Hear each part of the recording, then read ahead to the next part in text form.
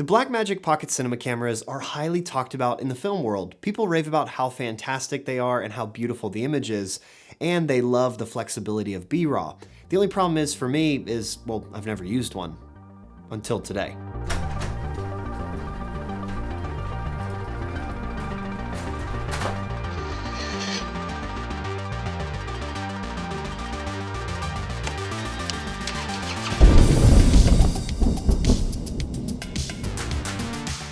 I've had this camera for a little bit and really wanted to answer a question that I've been asking, which is, why do so many people love the Blackmagic cameras?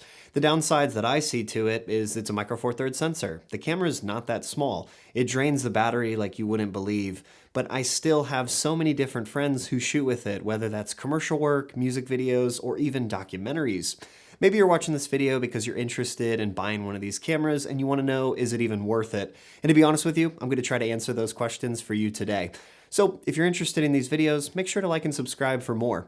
Now, this is an older camera, so you might already know the specs, but here's a little recap. You can shoot up to 4K 60 FPS in both ProRes 422 and Blackmagic RAW. It has two card slots, one for a CFast card and one for an SD card slot. It has one full-size HDMI output on the side, which is super handy. And the big selling point is the 5-inch monitor on the back, but that's something we'll need to talk about later. It takes a micro four thirds mount on the front, so I had to buy this adapter to add an EF lens to it, whereas the Pocket 6K has a native EF mount on the front. When it comes to the build and quality of the camera, I was pretty shocked on how light the camera feels compared to how big it is. It's very plasticky, but doesn't feel cheap. Just not as firm as the Sony or Canon cameras, but the camera is great to hold while shooting. The button layout on the camera is great. They're easy to access, extremely user-friendly, and make for a quick shooting experience. There are 3 function buttons on the top to program features like false color, focus peaking, zebras, LUTs, and frame guides. In the front, there's 3 operator buttons for ISO, shutter speed, and white balance. A photo button, which I haven't used, and 2 record buttons with one on the top of the camera and one on the front, which doesn't make sense to me because they're so close to one another. I guess the one would be so you could hit record if you're facing the camera, but I don't understand that. It takes a single Canon battery, which will probably give you enough juice to maybe like turn on the camera and change the ISO, but we'll talk about that problem here in a little bit. The 5-inch touchscreen on the back works surprisingly well. It's easy to use with plenty of room to touch things and navigate the menu. Speaking of the menu, that's also super easy and again, extremely user-friendly.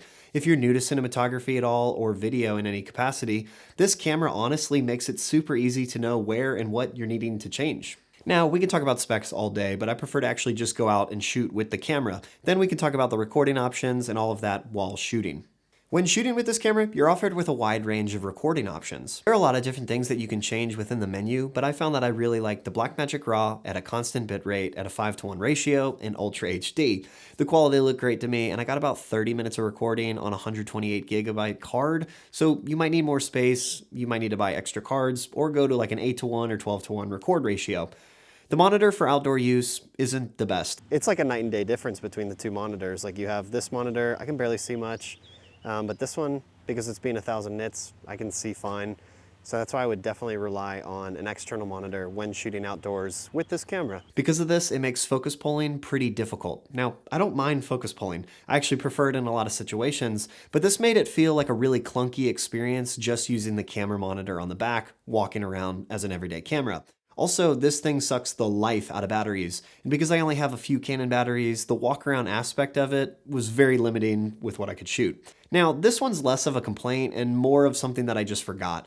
It is a micro four thirds sensor camera, so your image is a lot tighter, and it's definitely had me moving back and forth trying to frame my image. I'm just so used to knowing my frame and distancing from a full frame camera, so I just had to adjust to that. It's not a complaint, just something to take note of. There's no stabilization on the camera, so you're better off shooting on a gimbal or just locking it off with a tripod, unless you really like that shaky, uncontrollable look.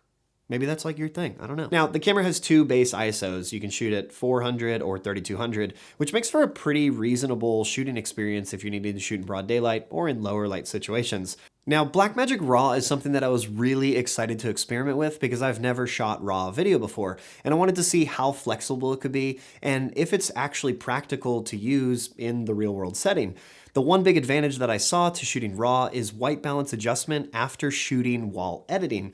So what I want to do here is purposefully go out and shoot the wrong white balance in a frame and see if I can come back and color it in post and change the white balance and correct it, and if it doesn't fall apart or look like garbage. Okay, so we've opened up all of our files in DaVinci Resolve, and like I said earlier, we purposely shot everything at the wrong white balance. So we shot the motorcycle scenes in broad daylight, but we shot it at 3200 Kelvin, which is very blue. So yeah, you can see that all of these different shots are extremely blue and look a little unnatural. So what I want to do now is see if I can shift it over to 5600 and it still holds up. So for instance, let's just take this scene right here.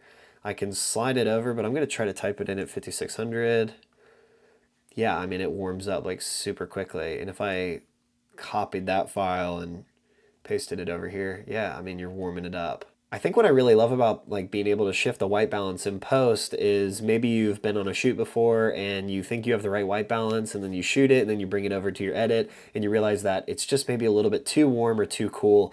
The flexibility of RAW is giving you the ability to be able to shift that white balance in post, and it really seems to hold up really well, which is awesome. Now, I know some of you maybe are like watching this and you're like, yo, B-RAW is nothing new to me. I've been shooting this for years. This is the first time that I've actually shot RAW video, so this is actually extremely fun to be able to mess around with this for the first time. In my experience shooting with this camera over the last few weeks, it's not as pocket-sized as you thought, and I think the camera works best when you rig it out. So here's some of the things that might help your experience to make this camera that much better.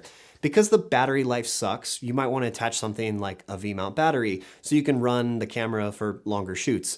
While you're at it, because the monitor is not that reliable, I would probably add something like an external monitor so you could see what you're shooting in broad daylight. And if you want to get the absolute best codecs while recording, you probably want to add an external SSD, which you're going to have to buy that. And to attach it, you're probably going to want a cage, because then your SSD is just dangling on the camera, and that's messy because while you're recording, that could get snagged and then you like lose all your files.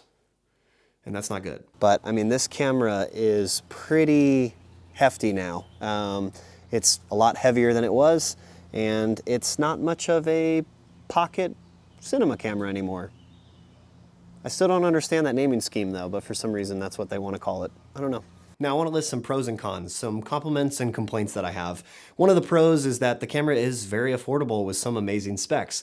The fact that you can get what you get out of this camera for the price is amazing, and the image quality is beautiful. It has a very like natural look to it. That's the best way I can explain it. And because of the Micro Four Thirds mount, you have plenty of options for more affordable lenses compared to spending all of this money on full frame glass. But the cons sometimes outweigh the pros. And one of them is the battery life. It is pretty draining, like I said before, and the camera isn't that small. So for the run and gun style shooter, it can be kind of cumbersome to toss in and out of your backpack easily. So with all that being said, who is this camera for? For the person who's going to need to rig out their camera regardless, the Pocket Cinema 4K offers you plenty of features, from high quality images to the flexibility of Blackmagic RAW, and the capability to rig up your camera in a more professional looking way. I could recommend this camera still to this day for production companies, DPs who want to shoot inspirational content like music videos, art pieces, or even mini documentaries. With that being said though, I also don't think this camera is the best option for the everyday run and gun content creator who might need to make a vlog and rely on autofocus. I would look at something more like a Canon or a Sony with a flip screen, but you probably already knew that. After using this camera for a few weeks, I think I finally answered the question of why so many people use the Blackmagic cameras. It's an extremely versatile workhorse that offers you so many different recording options at so many different rates, and you can build it up or tear it down however you want. And I think that's really what makes it awesome.